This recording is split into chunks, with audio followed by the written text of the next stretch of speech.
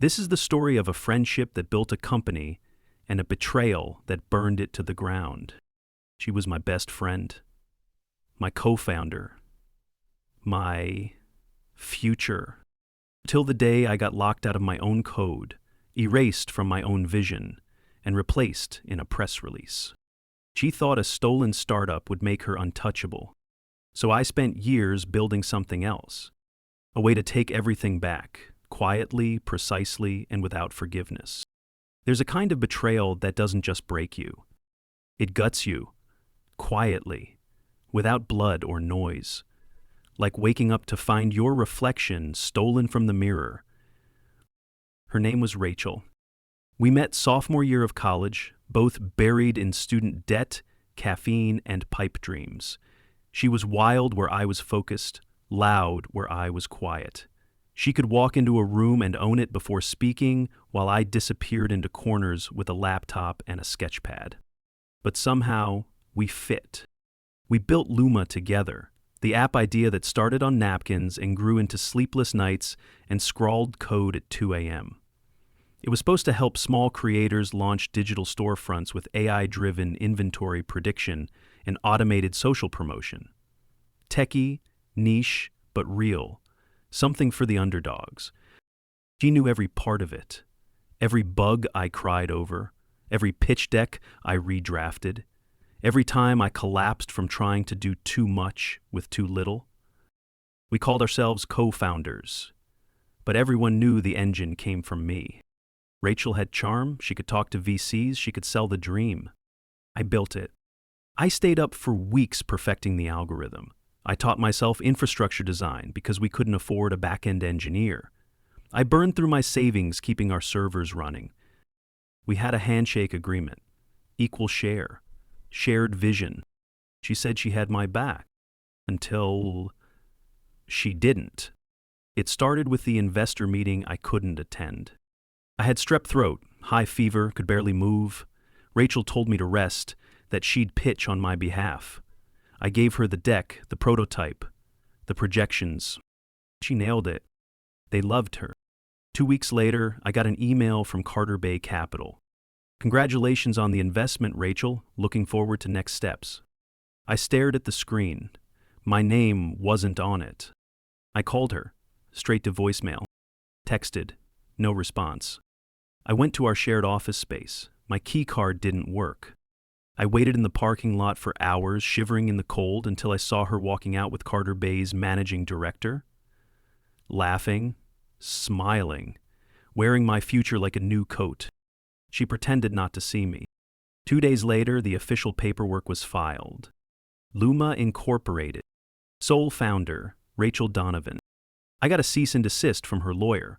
It claimed my contributions were non-proprietarium, informal, and uncontracted. That Luma was Rachel's vision, her development, her intellectual property. The lawyer was right about one thing. We never signed anything. I trusted her. That was my mistake. I didn't fight. I couldn't. I had nothing left. No money, no lawyer, no strength. I disappeared. Deleted my accounts. Left the city. Took freelance coding jobs under fake names. Watched from the shadows as she grew. Rachel became a darling of tech media. Fast Company, Forbes under 30, she smiled in every photo like the universe had always belonged to her. Luma scaled fast. Her press kit called her a visionary engineer with a passion for democratizing commerce. She used my words. I kept the screenshots. I didn't speak to anyone from the old life. I didn't correct the articles. I let the lie breathe, let it fatten, let it rot from the inside. Because I wasn't done. I was preparing. I rebuilt my skill set. Studied security networks, learned system infiltration. She had taken everything from me. Now it was my turn. I didn't come to talk. I came to take it all back. Piece by piece, including her future. The first time I accessed her system, I didn't touch anything. I just watched. Rachel still used the same back-end layout I built. Same port patterns. Same dev environment. She hadn't even changed the default root password on the admin console. She wasn't a developer. She just mimicked the shape of one for interviews. I tunneled in through a blind spot in their firewall, something I had written as a temporary patch 2 years back. It was supposed to be fixed. Clearly, she never understood it. Within 5 minutes, I was inside the heart of Luma. I could see everything: internal communications, investor decks, feature rollouts, payment architecture, and most importantly, the faces of the new team. A full stack of talent hired to scale my foundation. Some looked familiar from conferences, others were brand new. All of them believed they were building something revolutionary. They had no idea they were standing on stolen ground. I copied everything: source code, emails, calendar logs, internal Slack exports. I didn't leak it, not yet. This wasn't about exposure. It was about disassembly, piece by piece. I started with Naomi, the new head of operations. I'd seen her speak at a tech ethics event once. Smart, careful. She was the kind of person who didn't like surprises, especially legal ones. So I sent her an anonymous packet. Physical, no email trail. Inside, an affidavit from a lawyer I paid to analyze my contributions to Luma during development. Signed, time-stamped. A USB with access logs, archived commits under my Git handle, and a timeline matching Luma's early growth. The cover letter said one thing: before you invest another minute in this company, ask Rachel about her first partner. I didn't hear back. But I watched Naomi cancel 3 meetings the following week. 2 of them were with marketing, one was with the CTO. Then I planted doubt in engineering. A junior dev named Jordan pushed an update to the app's backend. I intercepted it mid-deployment and introduced a small bug. Subtle, the kind of thing that could be traced to human error, but only after hours of wasted debugging. Rachel blamed Jordan on a team call. I recorded it. Then I leaked the audio to him through a secure Dropbox. He quit 2 days later. His exit interview flagged internal manipulation and toxic blame culture. The team started whispering. I kept feeding the fire. I forged a message thread between Rachel and a VC associate, making it look like she planned to replace her CTO once they hit their Series C round. I leaked it directly to the CTO through a spoofed email from a dummy investor account. He didn't quit, but he did pull access to several key deployment systems and locked Rachel out of the dev sandbox. I watched her flail. Meetings became longer, tones sharper, timelines delayed. Investors started calling more often, but I wasn't finished. Because Rachel still had the crown. She still stood on stages and told my story like it was hers. So I went deeper. I created a false identity, built a portfolio, pitched myself as an independent consultant with scalable AI e-commerce solutions. I started publishing white papers on Substack, deep technical dives into my own work, disguised just enough not to raise suspicion. People noticed. One of Rachel's advisors even quoted me during a product meeting. She didn't recognize it. I smiled. I launched a competing tool 6 weeks later. Smaller, simpler, faster. With a name Rachel once suggested to me as a joke: Spindle. I claimed it used a new approach to predictive commerce automation. It didn't. It used the original Luma engine, the real one, the one I had never pushed live under her nose. I gave access to 5 mid-tier sellers, then 20, then 100. Within a month, their metrics outpaced Luma. Rachel couldn't ignore it. She called an emergency marketing blitz. I watched her burn money to outrun a ghost. By now, the cracks were visible from outside. Clients noticed, 1 or 2 left, then 5, then 10. Her team blamed internal tools, buggy APIs, third-party conflicts. They didn't realize the real virus had been growing in her boardroom. I didn't leak everything, just enough. Enough to make her look over her shoulder every time someone knocked. Enough to make her question every person in her meetings. She thought she could erase me, but now She couldn't even trust her own shadow. Rachel stopped smiling in photos. Her usual fire-pour and red lips faded to nude gloss. Her sharp blazers dulled to neutral sweaters. The girl who once owned every camera she faced now looked like someone ducking from them. I watched it happen in real time. Her team shrank. The CTO she no longer trusted quietly took a sabbatical and never came back. Naomi jumped ship to a competitor. The front-facing version of Luma still lived online, but the company inside was rotting with paranoia. All while Spindle grew. I didn't market it. I didn't fundraise. I didn't hire. I didn't need to. I let my users speak for me. One of them posted a side-by-side comparison on a creators forum. How Luma burned me and how Spindle saved me. It went viral in 48 hours. Spindle signups doubled, then tripled. I expected Rachel to respond with a counter campaign. Instead, she stayed quiet. Too quiet. That's when I found out what she was doing. They intercepted a message from her new legal advisor. They were trying to license the old Luma engine, the one I had built, as a white label product to a retail conglomerate. She was trying to sell the skeleton code that was still mine. That was the line.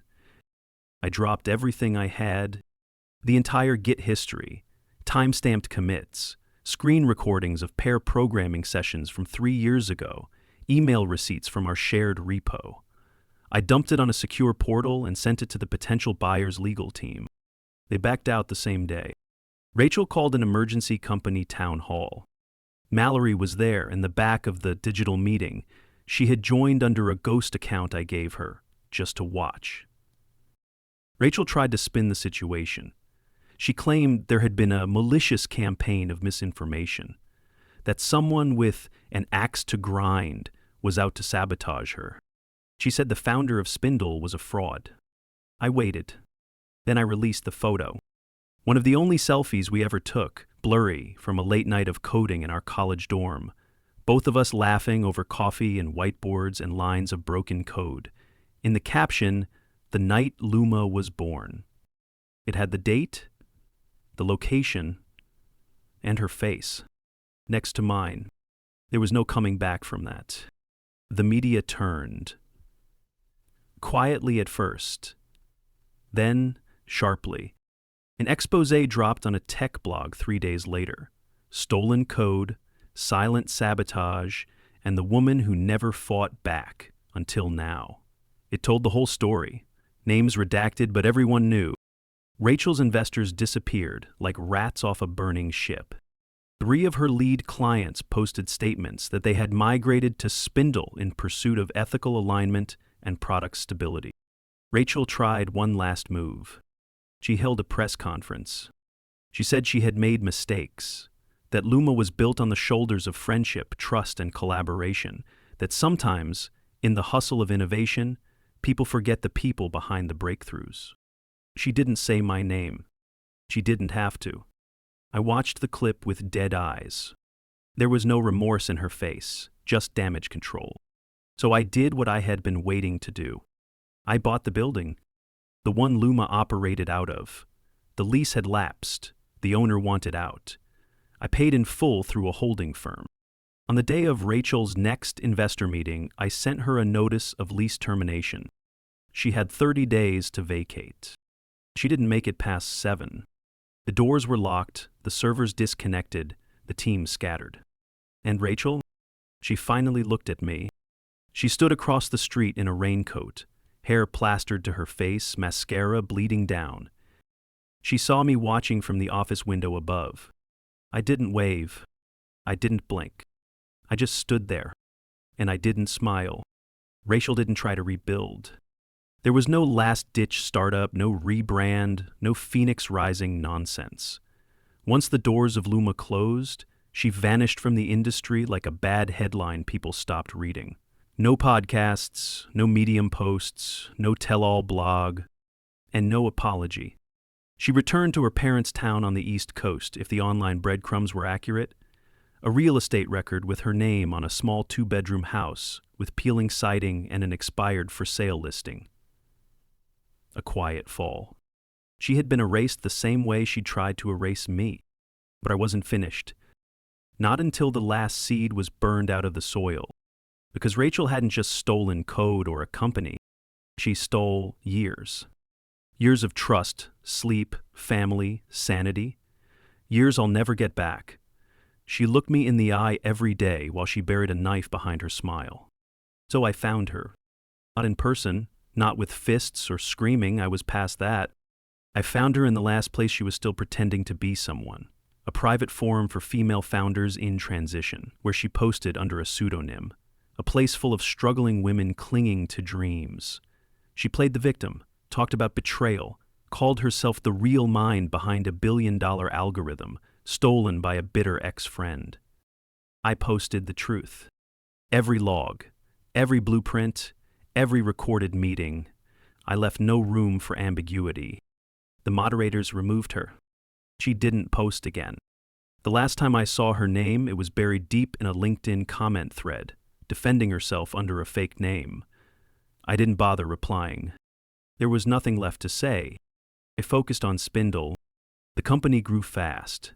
Not viral, not loud, but strong, grounded, honest. I didn't chase press. I didn't take funding. I let the product speak for itself. And it did. I hired people I trusted, paid them fairly, gave credit publicly. No one's name was buried, no one was erased. People asked about Luma sometimes, about Rachel. I never answered directly, but inside I remembered everything. The way she laughed when we were broke, chasing an idea that felt bigger than both of us. The nights we slept on the floor of that first office. The time I cried over a failed build and she promised, "We'll do this together, always." Lies have weight. Hers crushed everything they touched. One spring morning, I walked past the shuttered shell of our old office, the one I bought to watch her leave. It was dusty now, quiet, forgotten by the world, but I remembered what it was. The birthplace of a betrayal and the grave of a thief. I kept walking, back to my own office, my name on the glass, my people inside, my work, breathing and real. I had taken it all back, piece by piece, and I left her with the one thing she gave me: silence,